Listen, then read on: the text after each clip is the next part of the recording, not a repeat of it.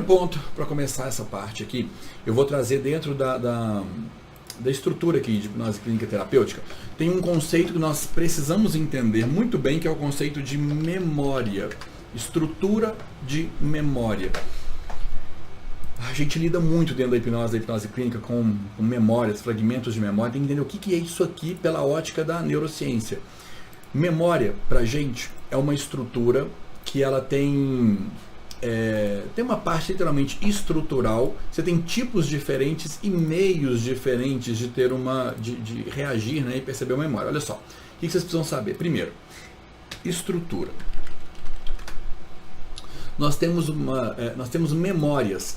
Melhor, antes de afirmar, vou perguntar, vou simular a pergunta. Se eu perguntasse para vocês assim, o que foi que você comeu hoje no café da manhã? Se você estiver pensando aí agora e recuperando essa informação, e se você por acaso não tomou café da manhã, hoje pensa no jantar de ontem, no lanche de ontem à noite. O que você comeu ontem à noite ou hoje de manhã? Provavelmente você está recuperando informações aqui que são sensoriais.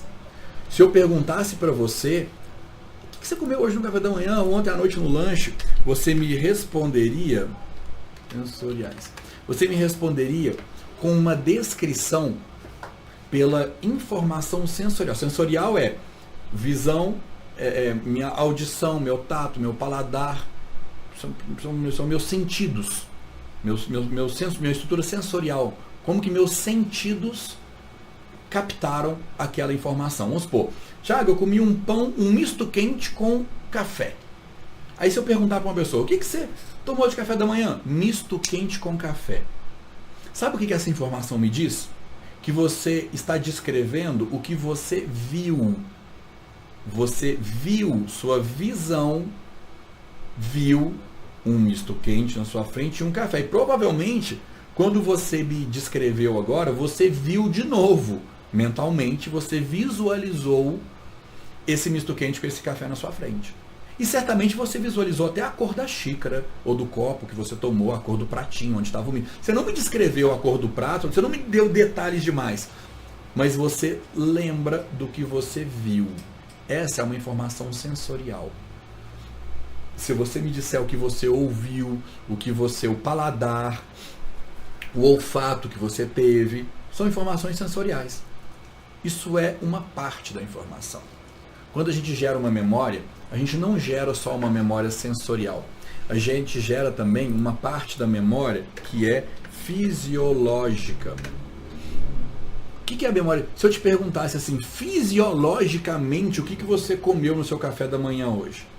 Ah, Thiago, eu comi uma coisa quente. Eu comi um negócio que queimou minha língua. Eu comi um negócio que estava com uma textura crocante. Essa é uma informação fisiológica. Não é uma informação sensorial. Sensorial é o sabor. Agora, Thiago, queimou minha língua. A língua queimada é uma informação fisiológica. Ai, minha língua queimou. Thiago, peguei na xícara, queimou minha mão. Entende? Não é uma informação gustativa, não é sobre o sabor. Uma coisa é estar amargo ou estar doce. Isso é uma informação sensorial. Agora, tá quente, queimou, é uma informação fisiológica. Mas existe mais uma, e é a que mais interessa pra gente, que são as memórias emocionais. Se eu perguntasse para você assim, emocionalmente, o que você tomou de café da manhã hoje?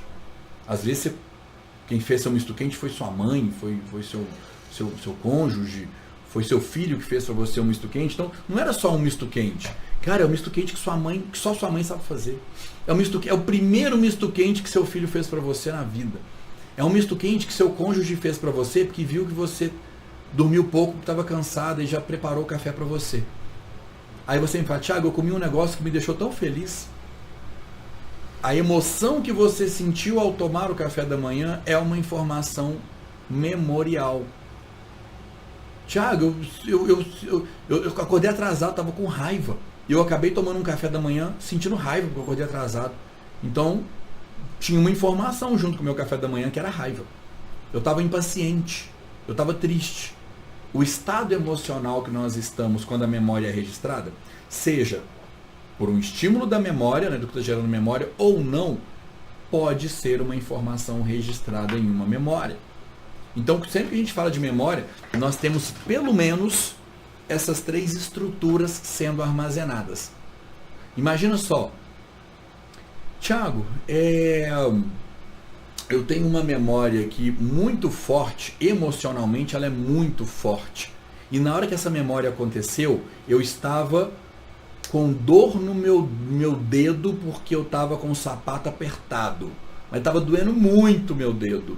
Eu estava com vontade de ir no banheiro, isso é uma informação fisiológica. Estava muito apertado para ir no banheiro, Thiago. Na hora que me deram aquela notícia tão boa, a vontade de ir no banheiro pode ser registrada junto com a estrutura dessa memória.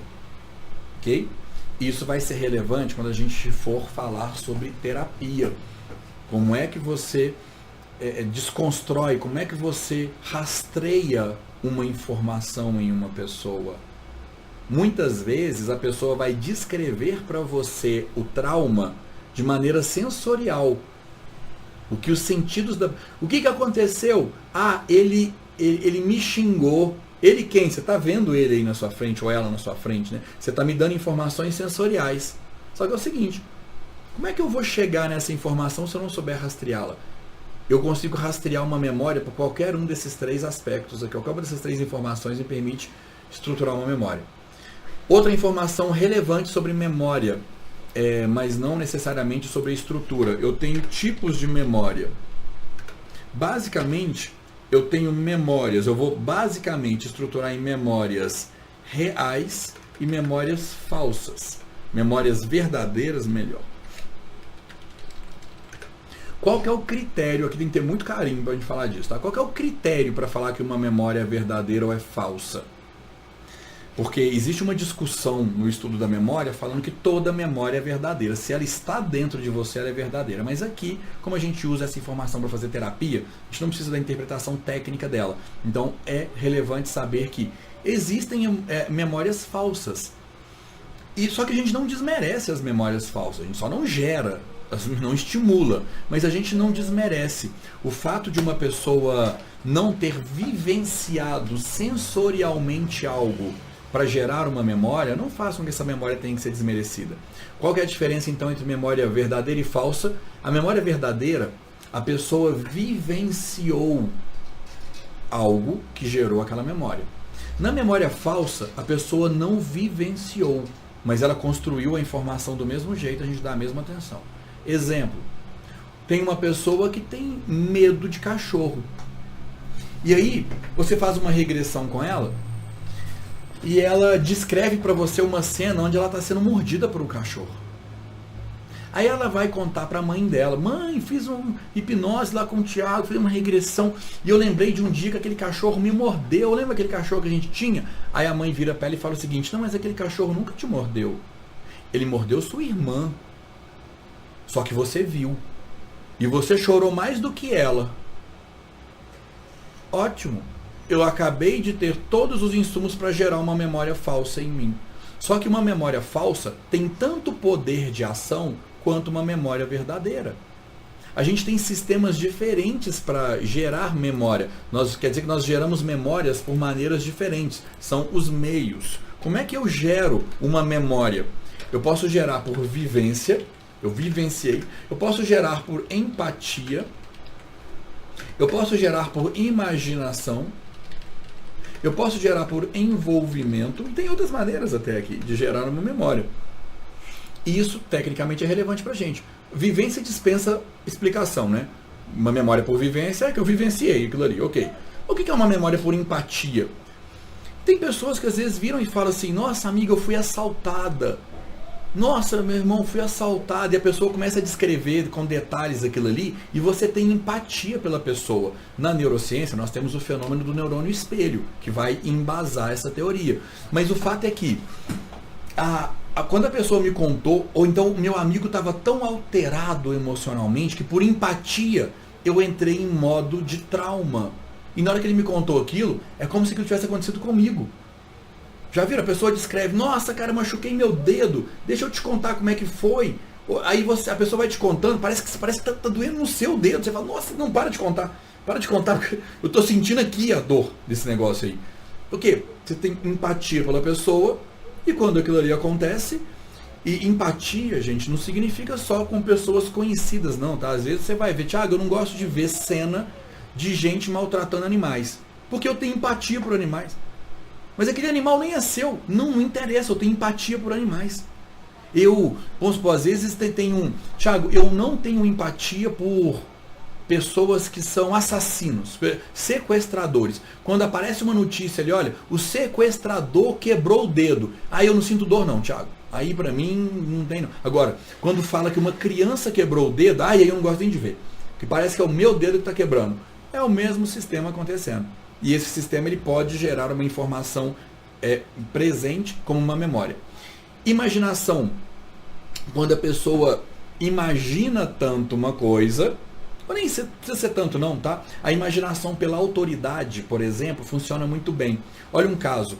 Eu já tive uma paciente que, caso real, e ela passou por uma regressão de consciência até o útero, e no útero, né, ela sentia que a mãe estava rejeitando ela, enfim, tratamos. Aí ela ficou super bem. E falou, não, Thiago, minha mãe me rejeitou durante a gravidez. Ficou tudo bem, resolvemos.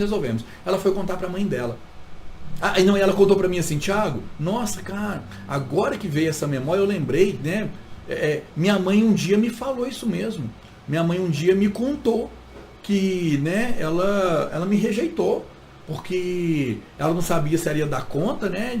Não foi uma gravidez planejada, ela não sabia se ela ia dar conta, e que ela me rejeitou durante um tempo lá na barriga dela. Será que é por isso, Thiago? Provavelmente o importante é que resolveu. Mas aí essa paciente vai embora e ela me liga uma semana depois e fala assim, Thiago, não está na hora ainda, né, da nossa próxima sessão, daqui a um mês, mas quero te contar um negócio que eu fiquei intrigada. O que foi? Conversei com minha mãe, falei com ela, né, que eu fiz a sessão e que a gente achou aqui a cena, a informação ali e que eu fui dar notícia para ela, que eu resolvi, né? Mãe, eu resolvi aquele negócio que você fez, tá? Aí minha mãe começou a rir de mim falando que era mentira, que ela nunca me rejeitou, que aquele dia, aquela vez que ela me falou isso, ela falou para me encher a paciência. Ela queria me irritar, para falar que eu era difícil, eu era uma filha muito pirracenta, e ela me contou e ela falou que lembra até de ter me contado em tom de brincadeira, mas que era para eu olhar essa regressão, que esse negócio não funciona muito bem não, porque na verdade mesmo, a gravidez da minha mãe foi a época mais feliz da vida dela. Ela nunca passou 9 meses da vida dela tão paparicada, tão bem cuidada, tão protegida, igual foi a minha gravidez, né, que eu nasci. Aí a paciente me questionou, foi, Thiago, como é que você explica isso agora? Foi só explicar para ela a teoria, né, da estrutura de memória pela imaginação. Falou, olha, quando a sua mãe te contou, você acreditou e você imaginou. Só que não foi uma imaginação qualquer, foi uma imaginação estimulada por uma figura de extrema autoridade. E por mais que a sua mãe tenha tentado falar com você com tom de brincadeira, você não entendeu o tom de brincadeira. Você ficou ferida emocionalmente. Você não esperava que a sua mãe te rejeitasse. Isso doeu em você. E essa brincadeira da sua mãe virou uma memória dentro de você. Você desenvolveu uma memória de que você tinha sido rejeitada e a sua mãe foi muito infeliz na brincadeira dela. Mas o que importa agora é que a gente resolveu e você, paciente, aprendeu uma coisa muito séria. Não brinque com isso. Não brinque com percepções, ainda mais com crianças, né, com pré-adolescentes ali, porque foi nessa época que tinha acontecido. E não brinque com essas coisas, porque a gente nunca sabe como que a outra pessoa vai interpretar essa informação nossa. Mas para a gente aqui, percebam que a imaginação tem competência suficiente, desde que ela seja, né, para gerar uma memória. Mas olha o envolvimento. O envolvimento é uma estrutura curiosa também. Sabe aquelas pessoas que contam uma mentira e começam a contar tanto que a própria pessoa começa a acreditar? Chega um momento que ela já não sabe mais se é mentira ou se é verdade. Que ela conta tanto aquilo ali, ela se envolve tanto com aquela informação que começa a ser verdade. Ela não está imaginando aquilo ali, não. Só que ela conta tanto aquilo que ela acredita naquilo. É muito comum encontrar isso em casos de família. Nossa, eu ouvi uma história minha vida inteira. Eu nunca parei para imaginar esse negócio não, mas eu sempre fui tão envolvido com isso. Por exemplo, a pessoa fala assim, nossa, ninguém da nossa família consegue ter filho. Ninguém da nossa família consegue parar de fumar. A pessoa vê a família dela falando tanto isso, ela se envolve que agora ela tem uma memória traumática que explica por que ela não consegue parar de fumar. Ela criou um conflito na mente dela que ela não vivenciou. Então, gente, sobre memória, vou deixar aqui, ó. Até aqui, é o que a gente precisa entender, principalmente isso aqui, ó. A informação mais relevante para a gente é saber que existem 3 tipos de memória, porque quando a gente falar sobre tratamento, terapia, a memória emocional é a que dá problema. Só que para a gente reprogramar uma memória emocional, lembra, o que é memória emocional? É o que eu sinto quando algo acontece. Quando eu reprogramo, e é possível reprogramar só essa memória, tá? Inclusive um spoiler para esclarecer aí, quando uma pessoa vira e fala, Thiago, eu vou passar por regressão, nós vamos mudar a memória, mas na hora que mudar a memória, eu vou continuar lembrando do que aconteceu? É claro, porque nós não reprogramamos memória sensorial, nós não reprogramamos o que você lembra que aconteceu, nós reprogramamos o que você sente quando aconteceu. Porque o problema nunca é o que aconteceu. O problema é o que você sentiu quando aconteceu.